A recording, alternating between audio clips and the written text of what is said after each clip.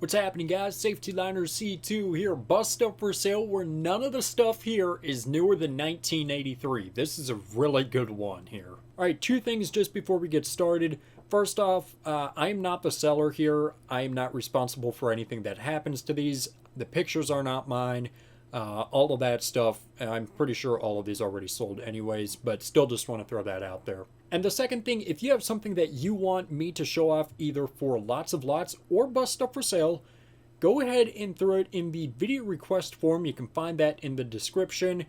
Put everything you want in there, hit submit, send it to me, and I'll take a look at it. We are starting off with a 1983 Blue Bird GMC that sold for $650. What? Oh, never mind. That makes a lot of sense. As you can see from the license plate, we are in Idaho. Just a brief description of the bus. It has brown interior, diesel 6000 engine, which is so helpful. 55,179 miles, probably not true.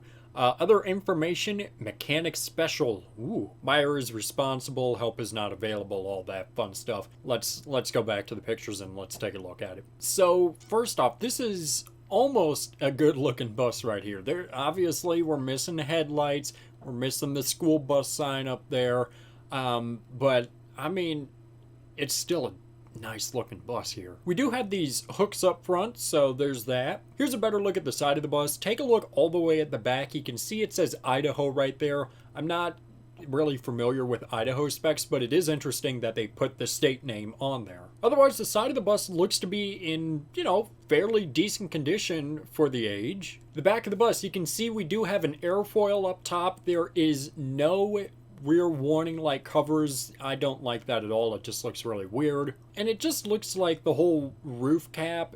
I don't want to say the roof cap was replaced, but I mean, is that faded? Like, I can't tell because you can see other areas like down by the license plate.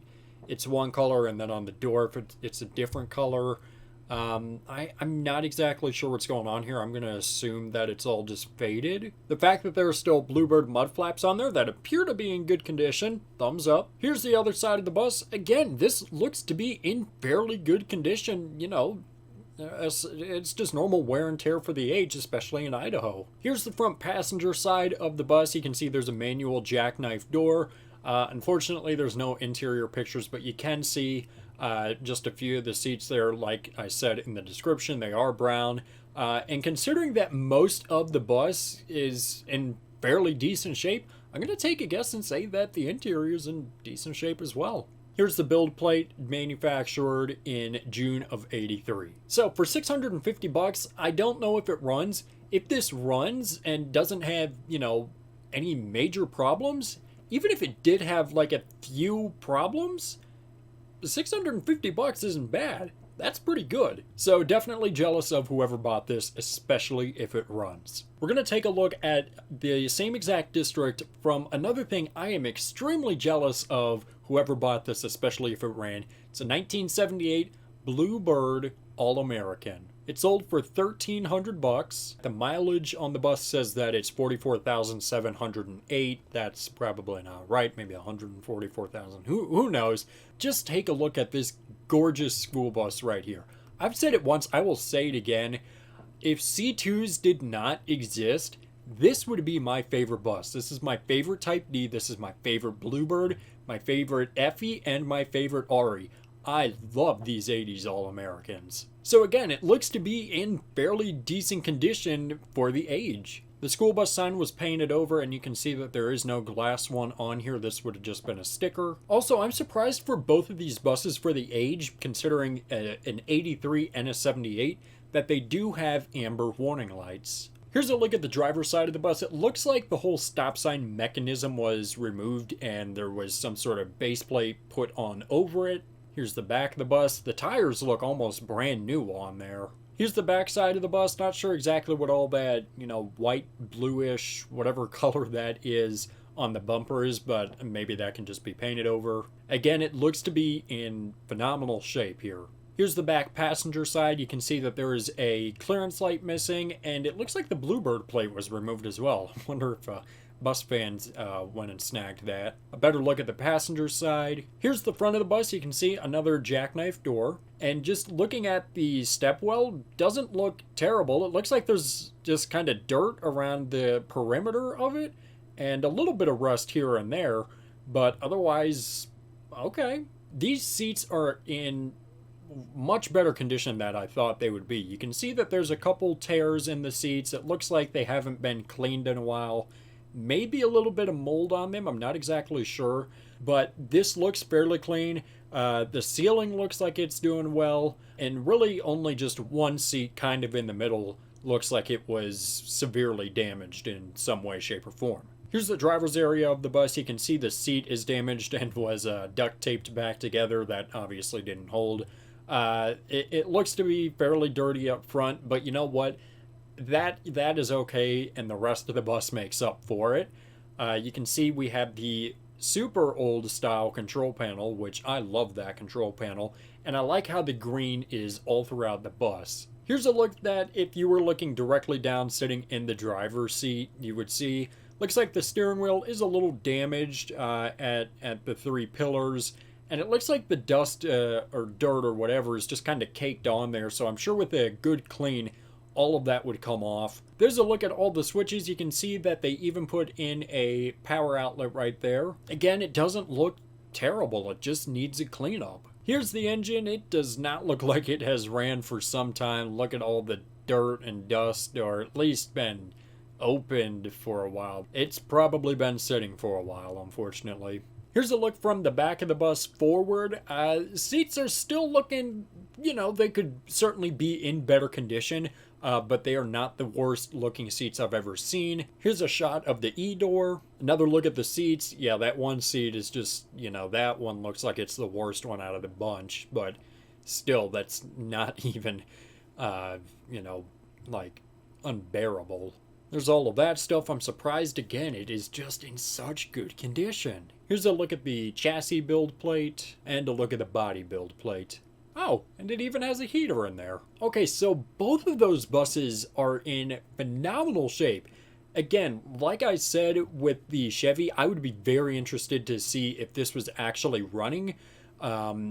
Even for the price, $1,300, if it did just need a little bit of love just to get it started and get it going, that is a very reasonable price for something that looks like it just needs, to be washed down and maybe just fluids changed and stuff like that. I am very, very jealous of whoever bought this bus. I think I said it in the last bus stuff for sale, but I always seem to be stumbling across a Superior in these, so here's another one. The quick description is that it's a 75 Ford B700, 35 feet long, 9 feet 7 inches high, 8 feet wide, with a 361 engine. It runs and drives, and all of the seats are out of it. They were converted into an RV, but there's no time to do it. And apparently some kids threw rocks at the windshield and broke it, which is unfortunate. So here's the back of the bus. Take a look. It is a high headroom Superior. Interesting choice. Snoopy Express. Okay, there's that. I like the amount of black that contrasts the yellow on there. And I especially like this kind of arrow design right here. That is super cool, and I wish that was incorporated more. We can see a little bit of surface rust right here. Not terrible, not the end of the world. Here's a look at the driver's side of the bus. Again, it looks to be just like the other buses that we've taken a look at. This looks to be in really good condition. You can see that there is a side emergency door smack dab in the middle of the bus, and even some understorage on the bus. Here's just kind of a wider view of it. You can't really see much more there. Here's the inside of the bus. Take a look at the pebbled flooring. That is a very odd choice for the bus. Okay, whatever. I'm down with it. And just another view of the pebbled flooring. It also appears to have a manual in-out door. This could have been a good restoration project. I really hope that a bus person bought this, because it unfortunately already sold for $3,800. All right, and last but not least, yet another bus that I am super jealous of whoever bought this. Man, I wish there were more buses like this one. This is a 1983 Crown Supercoach that sold for $17,000, which unfortunately just seems to be an average price for a Supercoach now. A real quick look at the description before I show you a picture. It's a 83 Supercoach tandem axle. It has a Cummins 350 horsepower, big cam 2, with an 80-degree tilt coupled to a Allison HT 740D 4-speed automatic transmission. The bus runs great, and installed recently were two new 8D 1425 CCA batteries. Okay, so maybe some of you have seen a Crown Supercoach like this before, but if you haven't, prepare yourselves. This is an interesting one. This is a Washington spec Supercoach. Look at this thing. We have 8 ways and a front stop sign on the Supercoach. These are so weird, but I like them. Now, obviously, the majority of Supercoaches that you're going to see are in California because that's where they were made and that's where they were made for. But they were actually popular all throughout the West Coast, even in Arizona, Oregon, Washington, California, but you didn't really see much outside of there. Another indication that this is a Washington bus is we have the unlawful to pass when red lights flash on the back. Unfortunately, you can see that it's also rusted a little bit on the rear emergency window, but aside from that, it's a Supercoach. You can't be mad at it. Here's a look at the front of the bus. It gets even weirder. We have a crossing gate on it, which was a thing in California, but that wire crossing gate with 8 ways and a front stop sign is it's a combination that you just don't see too often. Another interesting thing about this bus, I'm not 100% great with my mirrors, but I'm pretty sure those are HD mirrors, which that would be a recent addition, but still just kind of, what? Here's a look at the side of the bus. It's a tandem axle, so it has 2 sets of rear wheels, and these are they're beautiful. So we know that this is also a 90 passenger bus because of the tandem axles. Here's another look at the back of the bus. The numbers also seem to have faded. Here's a look at the passenger side of the bus. We can also see that it has a white roof, a great combination on there with all of this. Here's the front passenger side. Here's the passenger side of the bus. There's our tandem axles. Here's the mid-engine Cummins. And the other side, there's some batteries. Look at all of the stuff that this bus comes with. You have warning light covers. You have seat pads. You have 2 rear windows. A third one without the glass in it. And it looks like some sort of just other part back there. I don't know what that is. Multiple boxes. This person had their stuff together. But wait till you see the next one. All of the service records for this bus. Look at this. All the manuals, all the records. Like I said, this person really had their stuff together. The description looks to be right. It definitely looks like it's a clean bus. There's a look at the gauges right there. There's just an overall view of the driver's area. A look at our shifter. A better view of the gauges and kind of steering wheel control panel area. Here's the front of the bus to the back. Again, looks to be really good condition. Doesn't look like the seats are very damaged. Just overall, 2 thumbs up for me. And last but not least, a look from the back of the bus to the front. It looks like all of the lights in the bus work. This is a gorgeous bus. All right, so I'm jealous of 4 people right now because they bought those 4 buses. All of them look to be remarkably well kept and maintained, maybe with the exception of the first one. I'm sure if all of these ran, then these would very well be bus collector approved. So as always, if you could buy one of those, which one would you buy? I honestly do not know. I would have to say it's between that All-American. Like I said, I love those All-Americans. The Supercoach for sure. Maybe the Superior. Honestly, I'd be happy with any one of those. I love all 4 of those. And I'm really interested to hear which one y'all would choose because I just can't pick one.